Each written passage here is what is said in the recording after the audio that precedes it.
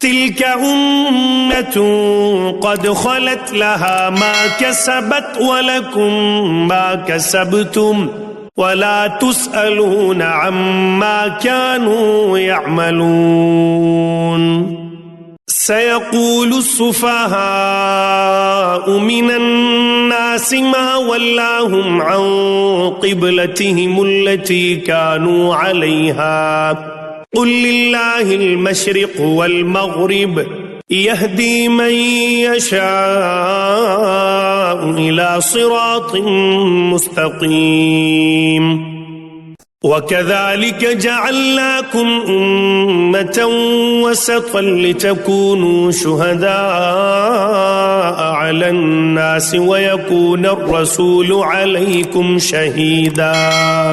وما جعلنا القبلة التي كنت عليها إلا لنعلم من يتبع الرسول ممن ينقلب على عقبيه وإن كانت لكبيرة إلا على الذين هدى الله وما كان الله ليضيع إيمانكم إن الله بالناس لرؤوف رحيم